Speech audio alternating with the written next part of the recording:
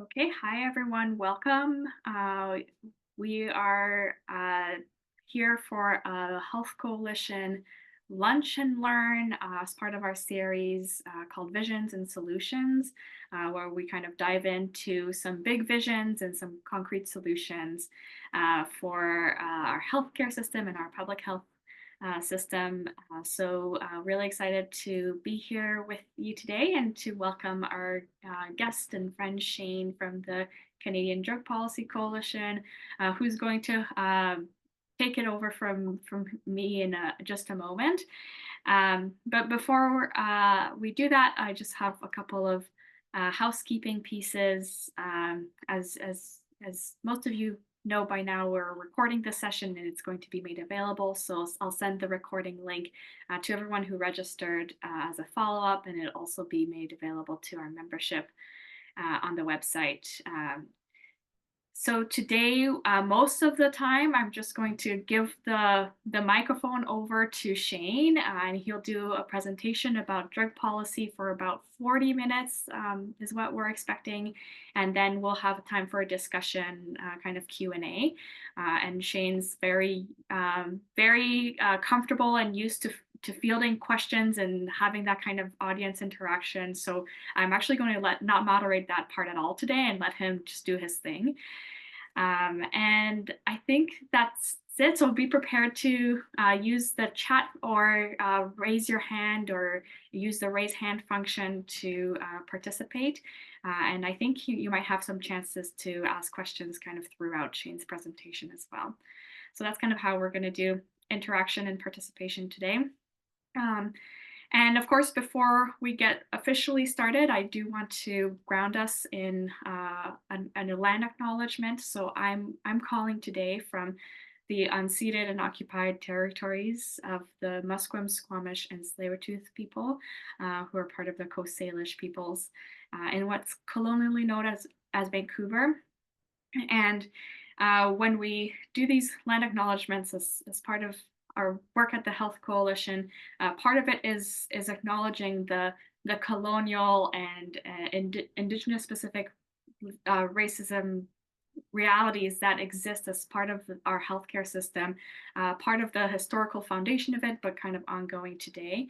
And so as we get started, I think I'm sure Shane will say more about this, but that's also the case in today's drug policies and the way that our public health system or our criminal system exist on really colonial and racist legacies that result to this day with a disproportionate representation of Indigenous people when it comes to deaths related to toxic drug supply. That land acknowledgement and practice of reminding ourselves that we live in a colonial and settler world is so relevant when we talk about healthcare and especially when we talk about drug policy. I'll invite you to use the chat to acknowledge where you're calling from or introduce yourself. And feel free, I'll do my best to keep an eye on the chat and monitor it, but that can be quite the challenge depending on how much you all choose to use it today. So I'll do my best and hopefully we can manage the conversation and the chat conversation simultaneously. And I think that's going to be it from me. I'm going to introduce my friend Shane, who works for the Canadian Drug Policy Coalition. As a BC Health Coalition, we've enjoyed this kind of emerging relationship with the Canadian Drug Policy Coalition. A couple of years ago, we worked together on a full day dialogue with that they helped us facilitate, where we kind of used that opportunity to learn more about the impacts of policies on people who use drugs and workers and the workplace and healthcare system and kind of formulate our own set of policies and guiding principles when it comes to drug policies. So they've been a great resource and ally as we've developed our own analysis and principles around this kind of work. So I'm happy to invite him to be with all of you today. I'm going to, just let you go for it, Shane. Thank you, Audrey. Hello, everyone. My name's Shane. As you've all, I work for the Canadian Drug Policy Coalition. I'm calling in from Lekwungen territory. Many of you may know that as Victoria. I think some of you are here as well. I live not far from the initial reserve. And so if you've been to Victoria and walked along the waterway, you might be familiar with a place called the Songhees. That was the site of the first reserve. Someone's saying it's hard to hear me. Is anyone else having a hard time hearing me? I can hear you clearly. Yes, it's muffled. Your voice is muffled, kind of blurry. I am not sure how to fix that. It was working just a moment ago. Well, it's working. You started you fade in and out. You started off very, very muffled, and then you came a little clearer, and now you're muffled again. How am I now? Semi-muffled. Semi-muffled. Oh no. I mean, other than leaving the meeting and coming back, I'm not sure how I can fix that. How is it now? Still the same. You might have to move your microphone closer to your mouth. It's right. How about this? Yeah, that's better. Is that better? Words. Yeah. Okay. Why don't we try this? Okay. That's better. Yeah. Okay. We will hang that over there. Okay. Good. Thank you for that. Okay. Okay. Right there. So I'm gonna try and leave about 20 minutes for some conversation at the end. This is a really big topic. We're not gonna cover it all today. The real central focus of I have a PowerPoint and I'll start that up shortly. The real central focus of this presentation is to discuss a document that we released January 31st of this year called To End a Crisis, a Vision for Drug Policy of BC. But this document is publicly available. Sometime during this meeting, myself or Audrey will throw it into the chat. You can read it for yourself. It's been endorsed by the BC Health Coalition. It covers 4 sections. I'll go over them lightly, but I don't want to go into a ton of detail because I'd love to get to that conversation piece, because I suspect there's a lot of questions. And drug policy in BC, they're shifting sands. They change all the time. We hear about it in the news all the time. We've been in a public health emergency now for 8 years, and I think this is of great concern to many people. So I'm going to try and leave plenty of room for a conversation, but why don't we kind of go through some of this together? I'm going to try and make it so that I can see hands, and I'll stop every now and then. But you know, sometimes when you share a screen, you can't see everybody. So we might have to play around with that. Feel good about interrupting me, okay? Thank you so much. Let's get into some sharing here. Ta-da! Let's share this, and let's slideshow from the beginning. How does that look? Ta-da! Okay. To end a crisis. I do have some notes, so you may occasionally see me looking down to read. My memory's not quite that good. So, a quick outline. We're going to talk about the waters that we're swimming in. So, where are we right now, and what's some of the context behind some of the policy decisions that are made, and where do we think that we're going? And then we'll look at some of the policy recommendations, and we'll try together to look ahead into what we think might take place. So, I think it's important to point out that, while we are in a declared public health emergency, I would offer to you that we are in a number of different crises. We know that homelessness has never been as high as it is now. Certainly, if you want to take the Lower Mainland, for example, over the past 3 years, homelessness has increased by 32%. This is not unusual in Victoria as well. We can see, I think, I'm born and raised in Victoria, and I've seen a tremendous a difference even over the last 10 years. We know that access to healthcare is very difficult. We see people going to the emergency room to access primary healthcare. We know that social inequity in our communities. Dorothy China is requesting remote control of my screen. Dorothy, do you have a hope for this, or was that just an accident?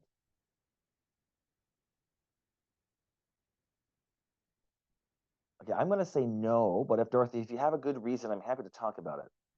Okay. And I think what is important to point out, and I think what we've all seen this, is that there has been a surge in right-wing populism. We are in the midst of what you might call a moral panic around substance use. It's not the first time there has been moral panics around substance use or crime in our inner cities. These moral panics tend to be used by unscrupulous political actors to raise the emotional tenor of certain political conversations that might otherwise be guided by public health, that might otherwise be guided by research, but have been very recently influenced by emotional sentiment. And I would offer to you that this emotional sentiment is very useful to those who would like to use these hot button issues as a political smokescreen to not talk about some of the substance that we ought to talk about when it comes to things like elections or policies. So we'll get more into that in a moment. What is going on? Why are you not working? There we go. So the current drug policy landscape, I would imagine many of you are really quite familiar with. Year after year, we break records. Last year, 2023 was another record-breaking year. That number 2511 has actually gone up slightly. It's it's hovering around 2550. We know that 7 people are dying a day in BC, roughly, and that we have had death review panel and parliamentary committees and research that has pointed to particular policy needs, certain public health needs, but these have been haven't always been forthcoming, and we have seen really a clawback on some of those initial policy successes, and we'll circle back around to that. These are some of the headlines you may have seen either in your own hometown or in provincial papers. There is, I think this, going back to that moral panic, there has been a lot of blame and a lot of shame, a lot of pointing fingers at people who use drugs, as opposed to, sorry, Dorothy, I see that you'd like to reuse my screen again, but I think we're going to say no. Maybe you're just hitting the wrong button. So, to segue just a bit, and we'll get into the decriminalization piece in a second, but one of the real central pieces to this moral panic, and something that I know Pierre Poilievre has been really hard on, certainly Kevin Falcon and his conservative counterpart in the BC legislature, is the notion of public drug use. Now, it's not, and I could tell you, certainly from my perspective in Victoria, I see more tents, I see more distress, I see more poverty, and we look around and we know that something is wrong. It's not hard to see that something is really wrong with many of the communities that we live in. And at the same time, too often we tend to punch down. And so there's been a great deal of blame put on people who are using drugs in parks. And so I would just bring us back around to the reality that we have never seen so much homelessness. And so when we ask ourselves, what is the cause? Let's look at the research. Let's look at the numbers. What is causing things to be the way they are? I would offer to you that many of the things that we do in the privacy of our own homes, our neighbors don't want to see. They don't want to know what we get up to often in the privacy of our own homes.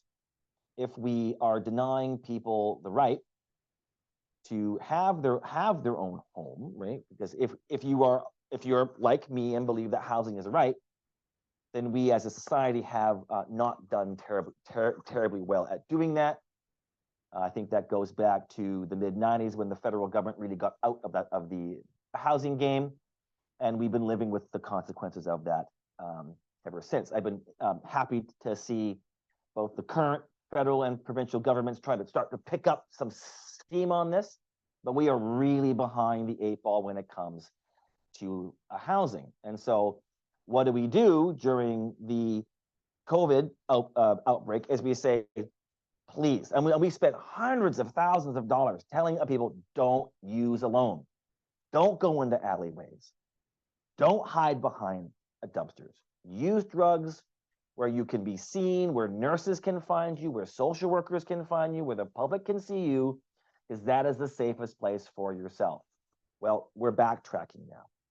And so what you would have by the numbers at the earlier part, and certainly right up until very recently, the number one place that someone would die of toxic drug overdose would be in a private residence, alone, by and large. But now we're starting to see, and the safe place was actually to be homeless. The safer place to be if you were an injection drug user was homeless, because there was always someone around you.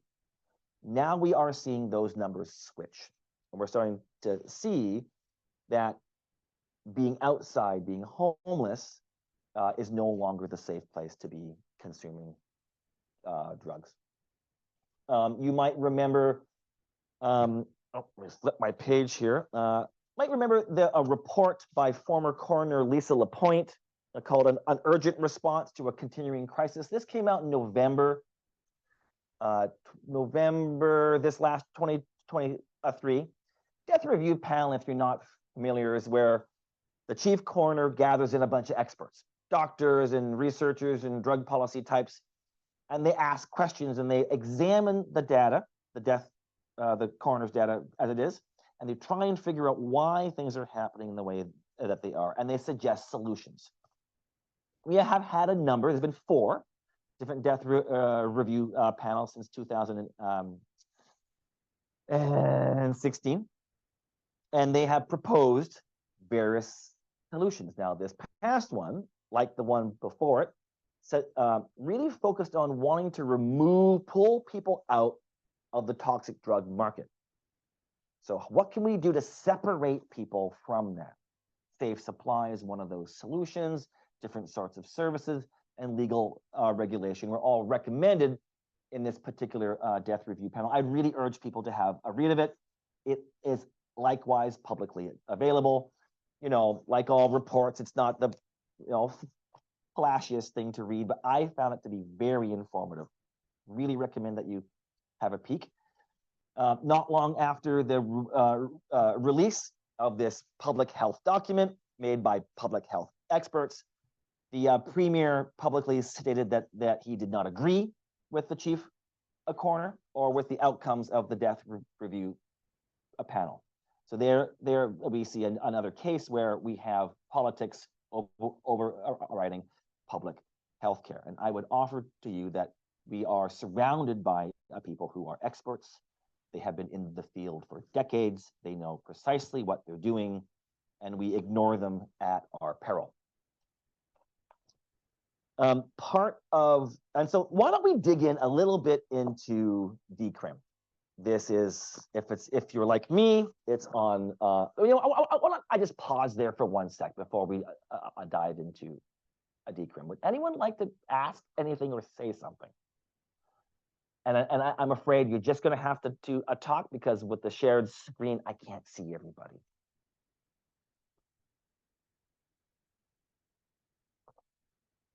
No comments or questions? Oh, Suri? Hi there, Shane. I'm very interested in this. I've worked in the health realm as well as in social services with a variety of people over the years. I do have a question, and it's a really probably simple one, but one of the things that challenges me the most in this, and also I think muddies the numbers, is that we continually lump everybody into one category, homeless.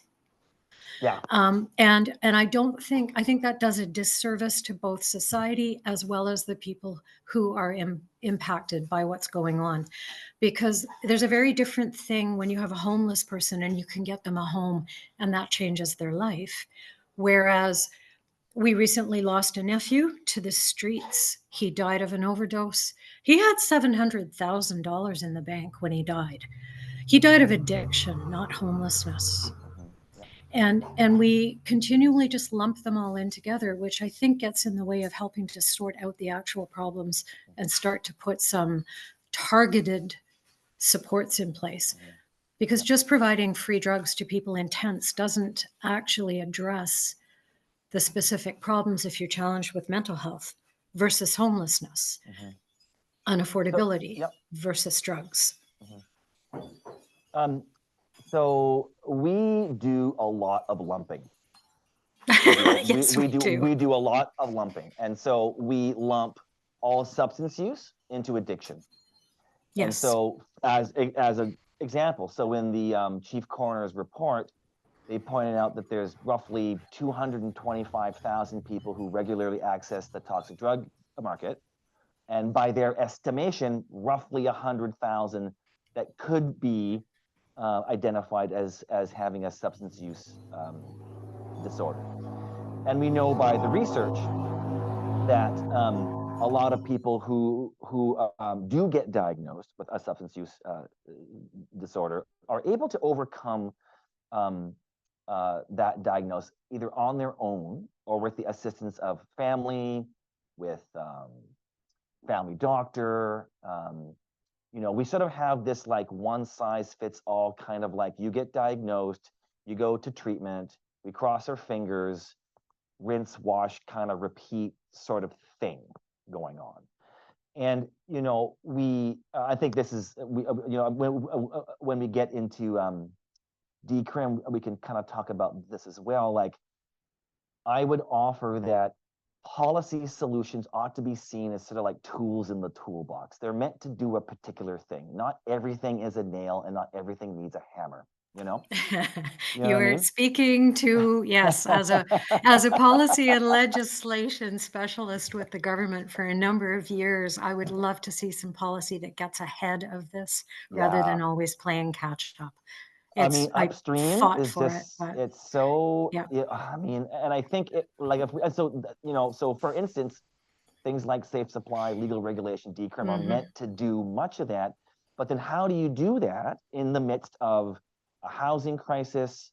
How do you do that with like a treatment system that is all over the map in terms of access, in terms of regulation, like, where do the tax dollars go? Like, it's just a total, like, where this particular crisis on top of all the other ones, you know, nothing like a crisis to show you where your blind spots are, right? Like, and where you're not really, where you haven't been paying attention to. And so, you know, where we get really concerned is that when we start playing politics with the solutions. And so, you know, man, there's so much. I wish we had hours, but there's so much to really get into. But this, when we, you know, are putting in a lot of like, you know, how do I say this? This, again, I come back to this moral panic. When we're thinking about things in a highly like emotionally charged sense, and we are not paying attention to the research, we're not talking to the health experts, and we're also not talking to people who use drugs. We're not interviewing and examining people who have been through treatment and how did it work for you. We have no feedback loop in that system at all, right? Anyways, you know what? Oh, thank you for bringing that up. I'm going to keep moving on, but let's keep this. Would anyone else like to say anything before I jump in? Just so much to discuss. Is that cool? Okay, we'll just keep. If anyone does find the what did I call it? The an urgent response to a continuing crisis, feel free to dump that in the chat too. That's the most recent death review panel report. Yeah. Oops, sorry. So to get into this piece around sort of like, what does incrementalism kind of look like? And so I think how we approach decrim as a province is a really good example of this. So just in that same way where we need the right tool for the right job. So for example, we know that if you know on one hand that the majority of people will overdose fatally in a private residence, and we have supervised injection sites, we know that these two things won't fit because supervised consumption will work for some, but it won't work for others. So what particular tools do we want to produce? And a lot of those tools produce services for people. And those services are produced by people who know, and by the people who are, right, like a client-centered approach. You're going to want to talk to people that are going to be involved. Decrim was one of these things where we didn't produce the sort of services that are really necessary to achieve a successful policy outcome. So for example, one of the objectives behind a decrim came from an acknowledgement that too often people who use drugs, when admitted to a hospital, won't stay. I have a social work degree. I worked frontline for many years, and it was just this like running, persistent problem of even trying to get someone who should go to hospital to go in the first place. And once they get there, you are literally being an acrobat to try and keep them there and collaborating with any healthcare professional that you can to get them there. The notion behind decrim was like, okay, you can go there, but you have to have the services in the hospital to support those patients, and you have to be able to support the staff. Well, none of that really took place. So then we have, so inevitably you have this conflict between workplace safety and the safety of a patient. So the purpose, one of the purposes for, as an example of this policy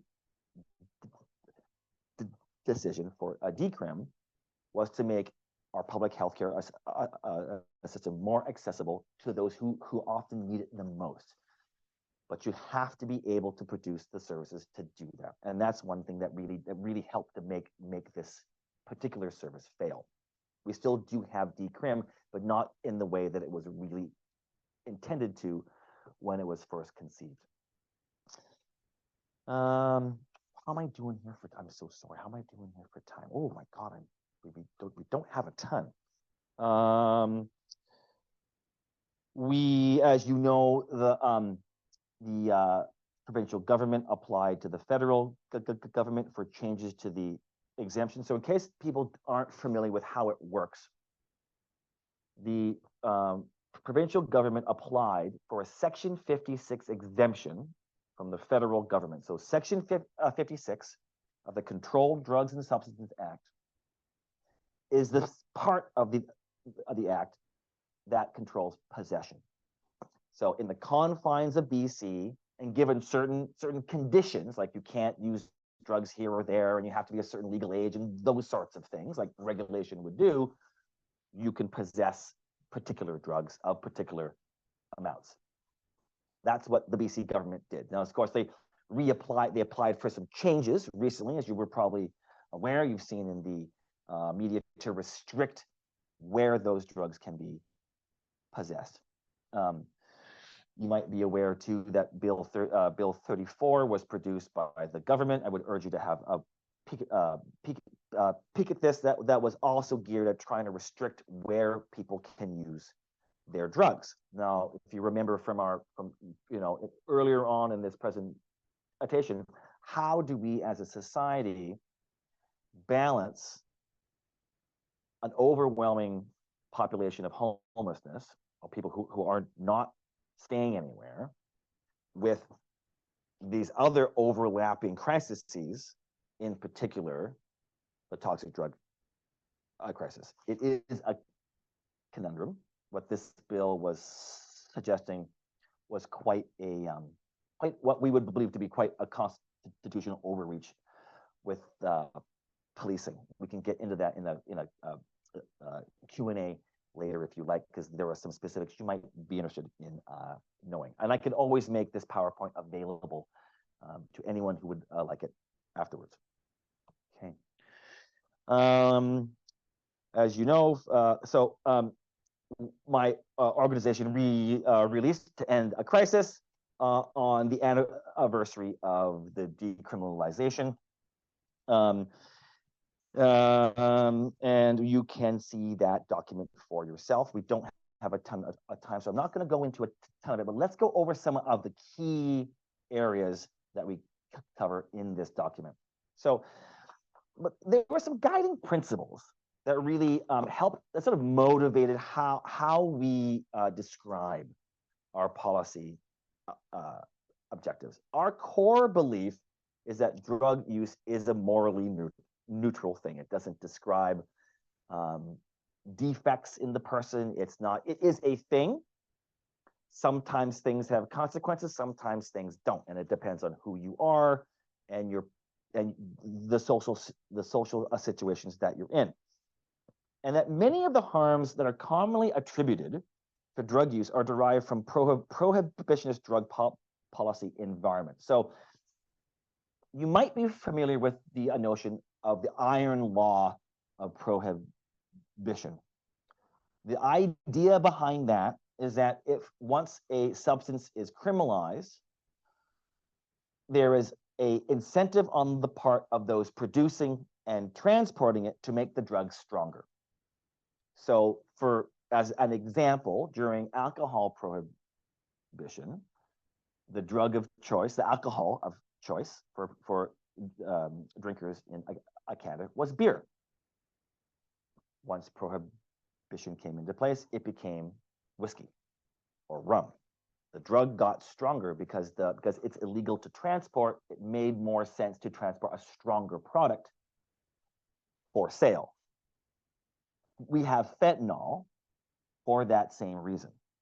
You disrupt the production and transportation of one substance, a different one will take its place, but it will tend to be stronger and easier to transport. That is an example of how prohibitionist policies can make the drugs themselves more dangerous. Further to that, there have been more crackdowns lately on fentanyl, and so what we're having is a problem right now with counterfeit pills. So people may think that they're buying a pressed pill. It'll have a number on it. It'll look like any other pill you get from the pharmacy, but it will in fact not contain what you think it does. It will contain all the adulterates, all the dangerous adulterates that have landed us in this crisis in the first place. Another example of the iron law, again, prohibitionist policies making drugs increasingly more dangerous. Regulated markets tend to avoid this kind of dangerousness. I buy a bottle of alcohol. It says how much is in it. It says what the percentage is. There was an inspection label on it. I am assured of some level of quality if you like that kind of thing. There we go. Some of the other guiding principles is that we believe that policing and criminalization have no place in drug policy itself. We're not saying they don't anywhere in life, but in drug policy, often policing institutions hold an exaggerated place in deciding health policy. If we had our druthers, we believe that people who are health experts, researchers, policy makers, and drug users ought to be the ones having the conversations around drug policy, and enforcement is a different conversation. Not that they can't talk to each other, but we need to be keeping them separate. How am I doing here for time? Maybe I'll talk for another like 4 or 5 minutes and then check in to see what kind of conversation we might have. We also believe that government spending on drug-related policies must be transparent, traceable, and accompanied by publicly available outcomes and evaluation. So and I think this ought to be true with healthcare in general. We spend money. Where does it go? Who does it go to? Did you achieve what you said you were going to do? We can see this, I think, in a bit of a crisis around how treatment and detox works. Is a lot of times public dollars go into private hands. We don't know what success rate you have. We don't know what evidence that you're using. We don't know how well that you're regulated. We don't know what happens to people once they leave. If we believe in public health care, which I do, and I think you do too, then how is it that the treatment industry is outside of this? I believe that that's healthcare. And if it gets public dollars, we should know where they go, who gets them, what did you do for it? I think that those sorts of principles ought to be applied generally and certainly within drug policy. There are four main sections of this policy document, and my dog is looking at me like he wants to go outside. Argo, wait. Dogs will do as they do. Drug regulation, decriminalization, addressing substantive equality in drug policy reform, and detox, recovery, and treatment. Drug regulation, quickly, is really, we believe that what is currently an illegal, unregulated, and dangerous market controlled by unsavory characters from all over that can fuel violence, and where that money goes, we don't know. We know that that money can go into worse things. We believe that it should be publicly regulated, it should be examined, and we should know how it works. Currently we don't. The federal government has just left that entire market into the hands of others, and at its very core, that is largely why we are where we are. Oh, how am I doing here for time? Just a couple more. I'm so sorry. Now there's so much to cover in such a small period of time. Safe supply. I think it's important to maybe go over a few of the myths here and what we think safe supply ought to be able to do.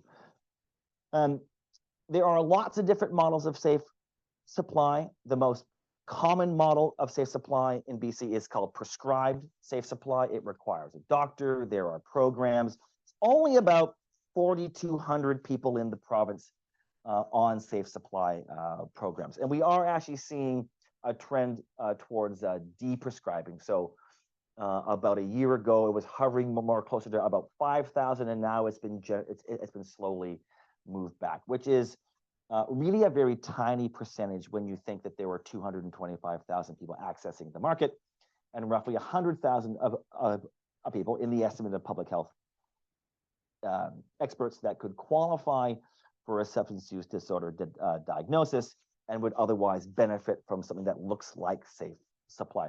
Safe supply in many regards isn't very different than things like methadone or Suboxone. What it's meant to do is be a very specific key to a really specific problem, and that people's drug use varies. The kinds of drugs people use varies, how often, in what amounts, and that requires a more intensive level of engagement. A lot of safe supply programs, when they open, their client roles will fill up very fast. And so a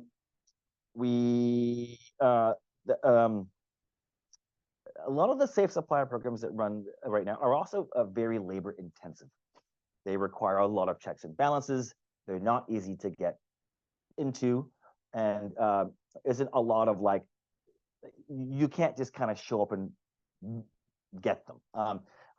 Ironically, the Alberta model does make methadone more available than it does here, but it comes with some fairly significant strings attached. If you do read the recent death review panel, you will note that they do make some mention to the idea of diversion, or that, as Pierre Polyev would say, safe supply is fueling a new opioid crisis. There is no evidence to this at all.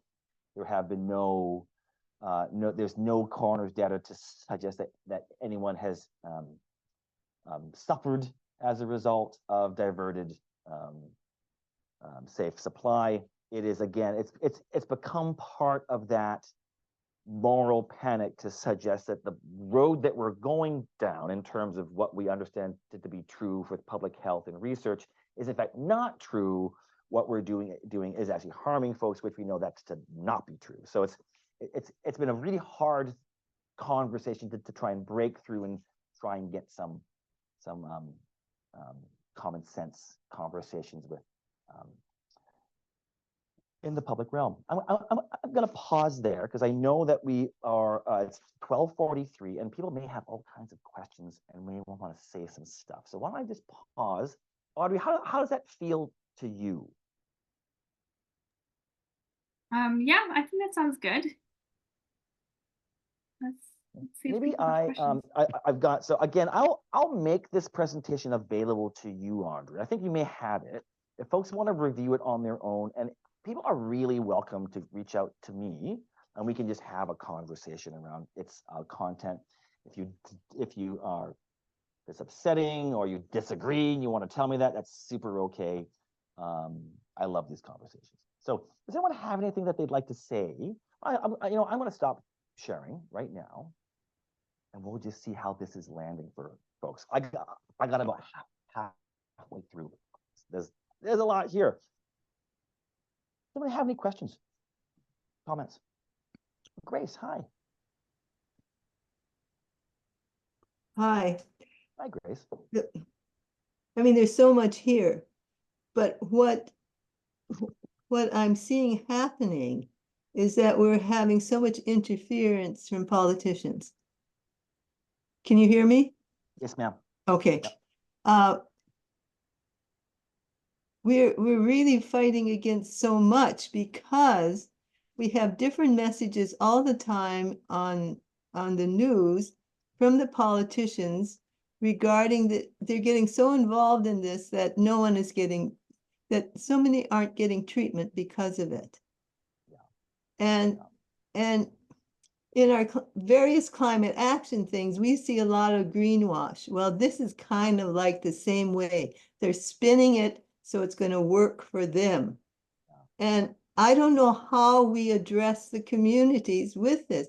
How do we let our population know? A lot of the information you're getting is not adequate. It's being spun. It isn't true. Yeah. Very and there's true. So much failure in that. I mean, it isn't just in the health ministry, it's in every ministry we've got. Yeah. I'm running into this all the time. Yeah. And then true. I know as a government worker, when I worked, I'm retired now. I mean, I remember the gag orders, well, the same thing's happening, of course. Yeah. So I mean, there's so much information here. Where do we start? Is it basic education with us so we can get the community to know? Or what do we do to help? Yeah. Yeah. I think what you said makes the most sense. Like, and I'll let Scott speak to this, but there has been a lot of interest on the part of not just the labor movement, but certainly the labor movement. And I would say your large advocacy bodies in the province to want to talk about this. Maybe we don't all know how to talk about this. We don't, and it intersects with so much. Yeah. We when we wrote this document, which you can read at your leisure, we released it first to our friends, people that we knew would like it, but people came out of the woodwork who were like, you know what, maybe they're anti-poverty organizations or they're women's groups or they're, like legal rights organizations that intersect with the issue, but drug policy is not their thing. They don't really, it's not their, but they know this piece, but they don't know that piece. And so, I think that there's a lot of work that we could do. I'd love to get like a conference off the ground. We need that kind of like public education for ourselves I think it is a way that we can help inoculate our community to create that kind of intellectual self-defense, so that when these unscrupulous actors try and convince our neighbors that in fact going back to a system of criminalizing, of locking people up, of forced treatment, of these sort of things that we have been doing for the last 100 years, we should go back and keep doing it, though we have no evidence that has ever worked. In fact, we know quite the opposite. We can say, hey, hold on a second. We know that doesn't work. We have to think of solutions that do work, that are proportional, that are reasonable, that are based in evidence. And I think if we keep coming back to that, and we're going to have to do it together. Environmentalists are going to have to work with health advocates, are going to have to work with pride organizations. We are, because I think we all know. There are people like Pierre Poilievre. I'm not supposed to be partisan, but let's just say it. When the conservatives say crappy things about drug users and they win votes, we know that they don't care about drug policy. They're going to get into office and hose everybody. They're going to use a moral panic to get themselves into a government to make life bad for everyone. They've already said they're going to take swings at abortion. They're going to knock down 20 years of social policy, and that's both in BC and that is federally. We have a provincial election coming up, so we have some work to do collectively to talk to our communities, to do the kind of education that is necessary, so we're not going to allow the gains that we've made to start rolling back, right? And I would offer in that we're probably all going to have to make some compromises, because coalition building's like that, right? Oh, Siri, please. I hope I'm pronouncing your name right. It's Carrie, but that's fine. Carrie, sorry, Carrie. It's all right. After you've seen it spelled, you'll never say it correctly again. So I really appreciate both Grace's question and your answer. And what occurs to me is not just about educating ourselves, but what would be really helpful, Shane, would be some sort of an opportunity for a forum so that we know the right questions to ask.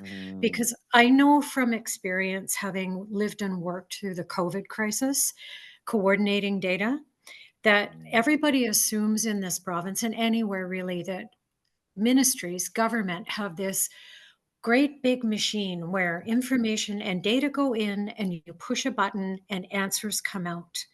And what we learned so well through COVID was that not only do we not have a machine collecting that information, but like, for instance, the health authorities, we don't even speak the same language. Right. So it took us months to even figure out, when we were trying to get efficient, accurate information and translate that to data, like you're collecting over here overdoses, but what does overdose mean to you when you're recording that? And so if we could even start to land on some key messaging type questions to ask, would be so helpful, because that's what we're missing. So when someone comes to me and says, vote Poilievre, he's a good guy, he's going to fix the drug crisis, I have 2 or 3 really straightforward questions to ask. How is he addressing this? What is his suggestion for that? And right now, that's really hard to do individually. 100%. I couldn't, you know what I'll do, and maybe Audrey, if you wouldn't mind reminding me, and this isn't what you're saying, but we did produce a responses to questions, where as it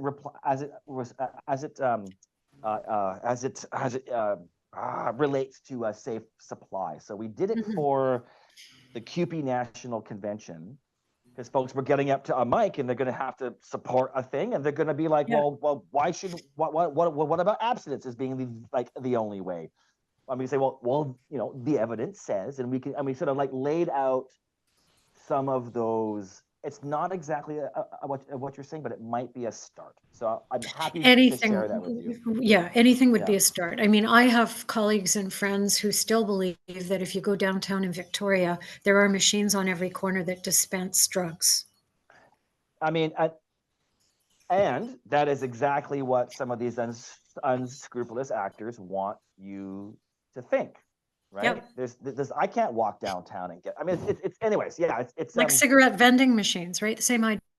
So the reason also, and I'll wind up in case I don't see any other hands, but the other piece of that is talking about pulling people together. I'm actually currently working with a small group where I live to pull together a symposium of service providers.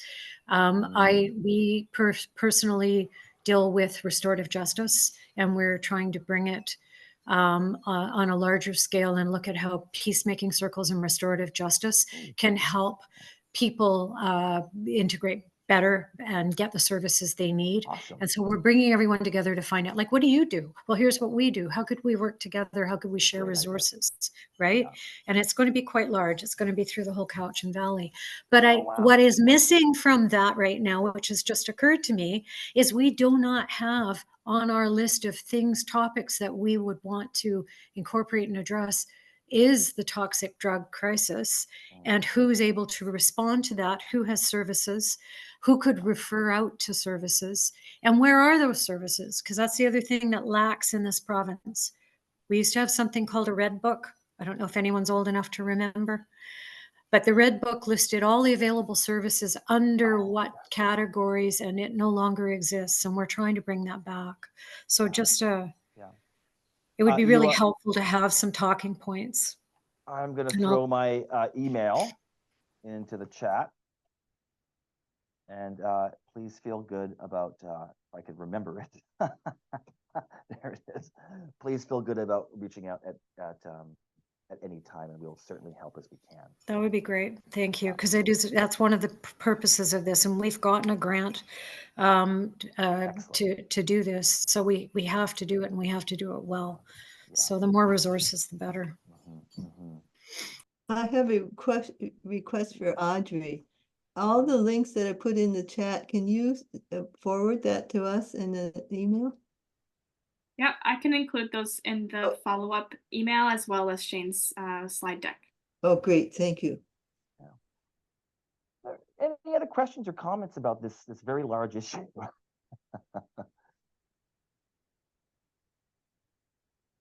Susan, is that hi Susan. Yeah, hi.